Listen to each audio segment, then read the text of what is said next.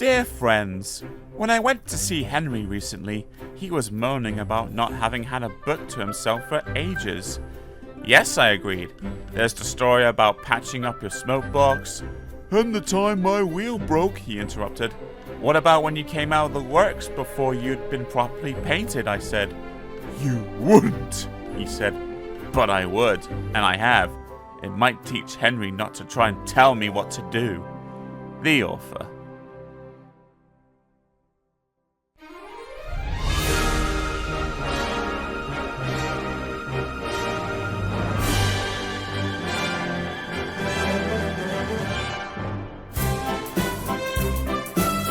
The Railway Series. Stories written by the Reverend Wilbert Awdry and his son Christopher Awdry. Audiobooks narrated by Samuel Dudley, aka Uncle Mammy.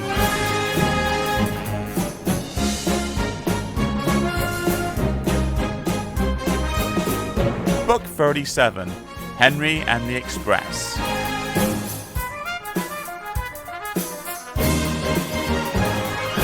Story 1, Out of Puff. The Express is a long, heavy train. Gordon usually pulls it, but only as far as the other railway. Another engine takes the coaches from there to London. It is an important train too, and must always run, whatever happens. If Gordon is ill or busy somewhere else, James or Henry have the chance to pull it. They try their best, and do it well. Too well, maybe, because sometimes the importance of the occasion goes to their smoke boxes and makes them boastful. One day, Henry was feeling pleased with himself. He had run the express to time, and the Fat Controller had congratulated him. I don't know what the Fat Controller would do without me, he said importantly in the shed that evening. Had a care, warned Douglas. Too much puff about yourself, and you'll remember run out of puff one day. Pooh, scoffed Henry. I pulled 2 trains and a failed diesel once, and the Fat Controller said I was an enterprising engine. Aye, I minded well, agreed Donald. I took the goods train on, ye recall, but Dougie is right. Puff goes before a fail. The Scottish twins were wasting their own puff, of course, because Henry took no notice whatsoever. A little later, the railway had to begin using a new sort of coal. It was dusty and burnt with clouds of thick black smoke. The Fat Controller was cross, and the engines didn't like it either. Filthy rubbish, they grumbled. The new coal made more ash too. Before long, all the engines began to have pains in their smoke boxes. Hot ash collected there and gave them the most awful indigestion. One evening, Henry felt dreadful when he got back to the shed. His fireman had to clean an enormous pile of ash from his smoke box before he felt better. But the next day, Henry could not make steam properly. He struggled to Edward Station, but could go no further. Douglas was there. I can't breathe, Henry wheezed. Who the puff are you? Asked Douglas. Didn't say we didn't warn you. Henry couldn't answer. Douglas took his train for him. The fireman cleared away more ashes, but when he tried to close Henry's smoke box door, it did not make the airtight fit that it should have done. These hot ashes have bent your smoke box door, he said.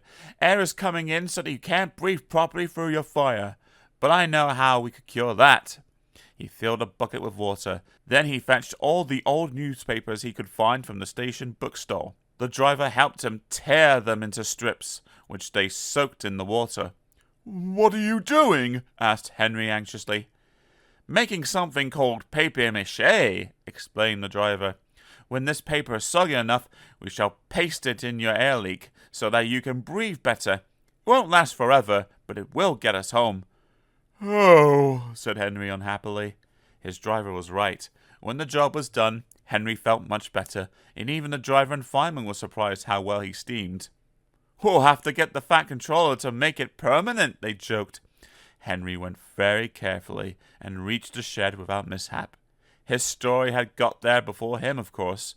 Donald and Douglas didn't say anything, but now and then made sort of breathless puffing noises. Henry thought they must have a very odd sense of humor.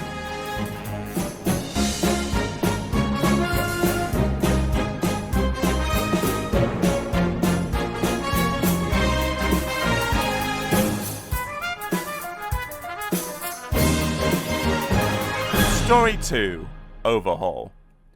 "What you need, Henry," the Fat Controller told him, "is an overhaul." "Yes, sir," agreed Henry. "Does that mean I've got to go away to crew again, sir?" The Fat Controller laughed. "Not this time," he said. "You won't believe this, Henry, but nowadays the people at crew couldn't do the work you need." Henry stared, and the Fat Controller laughed at his surprised expression. "Don't worry," he said. "We can do everything at my works. All I have to do is get you there. If James takes the express tomorrow, we can couple you in front. Do what you can to help, and you can go to the works in style." Henry told James that night. "Help me!" James snorted. "I don't need help. I can pull the express by myself, thank you. Overhaul indeed. 2 engines on 1 train is an overhaul, if you ask me." But the Fat Controller had already made the arrangements, so there was nothing James could do about it. Next morning, James backed into the coaches in the big station. Henry followed and was coupled in front. James was not in the best of tempers, but when the Fat Controller came to see them off, James tried not to show how cross he was. "Good luck, Henry," said the Fat Controller. "The people at the works know what to do, so you won't be there too long. James and Bear will take turns with the express while Gordon is busy." The express only stops once before it reaches the other railway, and that is at the workstation. Because of his leaky smoke box, Henry could not help very much, but he saved his hardest effort for Gordon's Hill. The 2 engines raced it up faster than they ever done. When they reached the top, James was feeling better. "That was fun," he said. "We might even be early at the workstation. We shall need extra time to uncouple you anyway." James spoke too soon. They had just crossed the viaduct when Henry felt something wrong with one of his wheels. "Something's wobbling," he told his driver. Just then, they both heard a cracking noise. "Ouch!" exclaimed Henry. "Whatever it is, I think it's broken." They were passing a station. Something hit the platform, and a brick flew past Henry's cab. It bounced off James's boiler and disappeared. "Ow!" exclaimed James. "Henry might need mending, but he needn't throw his broken bits at me." Just then, James and his driver heard Henry whistling to warn them that he wanted to stop. More bits and pieces flashed by, some hitting the carriages. Using the brakes skillfully, the drivers stopped the train. Then, while the guard made sure that the train was protected behind, James's driver went to see if any passengers had been hurt by the flying debris. No one had, but one of the carriage windows was broken. Henry's crew inspected his wheel. The trouble was not hard to find. "Your wheel has a steel rim called a tire," Henry's fireman told him. "It has broken and come off. It's a miracle it didn't do more damage." James pushed Henry into a siding and went back to the train. "An overhaul, is it?" grinned James as he passed. "It sounds as if you need retiring, you poor old thing." He guffawed loudly at his own wit and puffed away. Henry smiled to himself. "I don't know about retiring," he chuckled. "I certainly feel tired."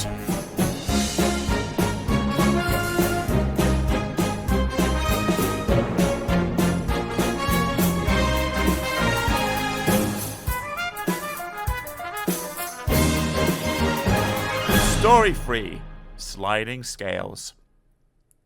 Because Henry was at the works, the other engines had to help with the Flying Kipper too. This is a special train of vans filled with boxes of fish, which goes to markets in London and other places on the mainland. James did not like the Flying Kipper.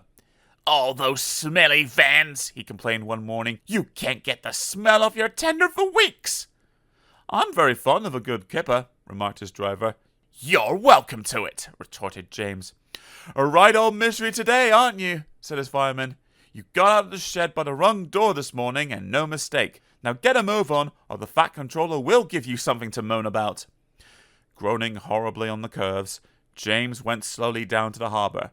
The vans for the train were already in the shed, while men in aprons worked busily, loading them with boxes of fish. "Puh!" said James, wrinkling his nose. James was coupled to the vans. He had not been waiting long when a forklift truck, laden with fish boxes, rounded the corner and came towards him. Another, hurrying away for a new load, came too fast in the opposite direction. The loaded one swerved to avoid the other one, and its heavy load shifted. 6 full boxes slipped from the top from the pile and burst open on the rails in front of James. James closed his eyes in horror. "Ugh!" he shuddered. Broken fish and boxes lay everywhere. For once, James was right. The smell was not nice. Luckily, there was plenty of time for the men to clear up the mess before James had to leave. "A good job the boxes didn't fall on you, James," said his driver, winking at the fireman. James shuddered again. The idea was too awful to think about. At last, all was ready. The guard showed his green lamp. "Thank goodness," said James to himself. There was a speed limit in the harbor, so James could not start quickly. The train seemed heavier than usual tonight too, so when he reached the spot where the fish boxes had burst, he was moving at no more than walking pace. The rails seemed clean, but oil and scales from the split fish were still there, coating them with a slippery film. As soon as James reached the place, his driving wheels, with nothing to grip, began to spin helplessly. James did his best, but the heavy vans dragged him to a standstill. He found he could move neither forward nor back. "Fish!" exclaimed James in disgust. Men brought hoses and washed the rails. James grew very wet and uncomfortable. Then they put sand on the rails in front of each driving wheel, and James was at last able to move his train. He was very late, but at least he was off the fish quay. To say he was glad would be putting it mildly.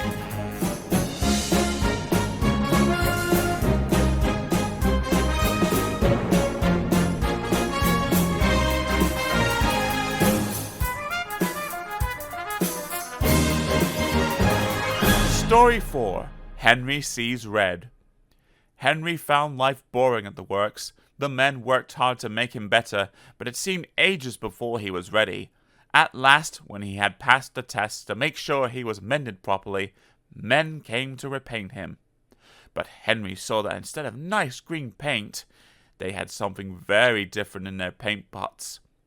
"That's not right," protested Henry. "The Fat Controller wants me to be green with red stripes, not red all over like tomato sauce."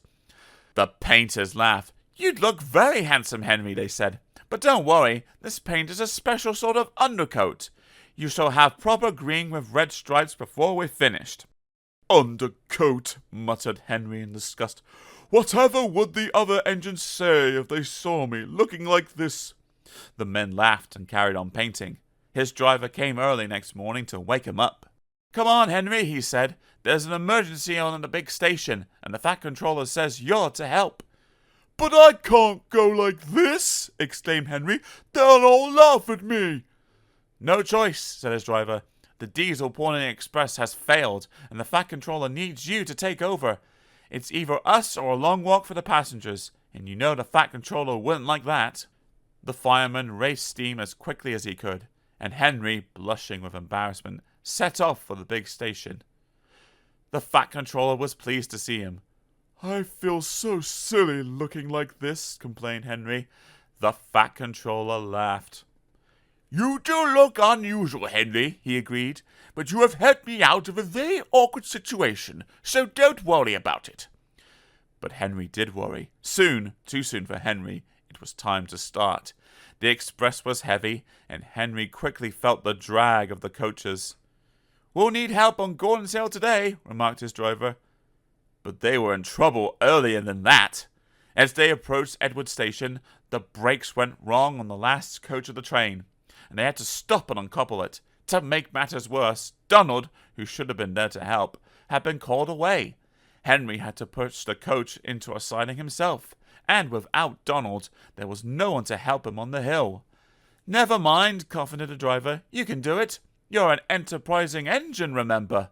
Henry snorted. He didn't feel very enterprising just then. The men at the works had mended Henry well. His driver gave him as good a start as he could. It was hard going, but now Henry felt fired with determination. "Let them laugh at my red paint," he snorted. "I'll show them." Slowly, he struggled upwards. "I can do it! I can do it! I can do it!" he panted as he went. "Oh dear, will the top never come?" Then, suddenly, there it was. "I've done it! I've done it! I've done it!" He puffed proudly. After that, it was much easier, and they reached the other railway quickly. The fat controller who had been on the train came to congratulate Henry.